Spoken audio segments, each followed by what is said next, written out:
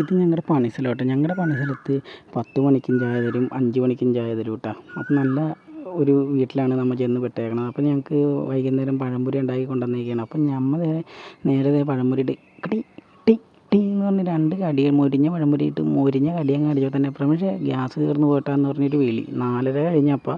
അപ്പം നമുക്ക് 5 മണി വരെ ഗോഡൗണുള്ളൂ. അപ്പം നമ്മത് ആസ്വദിച്ചിരിക്കുകയാണല്ലോ. അപ്പോൾ അജയനും ചായയൊക്കെ കുടിച്ച് ആസ്വദിച്ചുകൊണ്ടിരുന്നപ്പോൾ അജയൻ്റെ ഗ്യാസും തീർന്നു. അതാണ് വിറ്റ്. ഞങ്ങളുടെ 2 പേരുടെയും ഗ്യാസ് ഒരുമിച്ച് തീർന്നു. ഗ്യാസ് പോയെന്നൊക്കെ കേട്ടല്ലോ. അപ്പം നമ്മൾ അവിടെ ചെന്നപ്പോൾ ആരെ വിളിക്കൂടെ ഓട്ടോറിക്ഷ. അപ്പോഴാണ് നമ്മുടെ മുത്തുവിനെ കിട്ടിയത്. ഒരു തടസ്സം 100 തടസ്സം മാതിരി എന്ന് പറഞ്ഞാൽ എന്ത് ഓട്ടത്തിനും വേഗം വിളിച്ച് പിന്നെ നമ്മുടെ മുത്തു ഭാഷ. അപ്പം ഞങ്ങൾ നേരത്തെ ഇത് ഗ്യാസും കൊണ്ട് പോകണേണ്. അപ്പോൾ നമുക്ക് 5 മണിക്ക് മുമ്പ് എത്തണമല്ലോ അവിടെ. അപ്പോൾ അതിനുള്ള വേഗം പോടാന്ന് പറഞ്ഞാൽ നിൽക്കടാ നമുക്ക് വേഗം എത്താടാന്ന് പറഞ്ഞ് ഞങ്ങൾ നേരെ അപ്പോൾ അജയൻ്റെ മൊബൈലിൽ ഗെയിമൊക്കെ കളിച്ചിരിക്കുകയാണ് കേട്ടോ.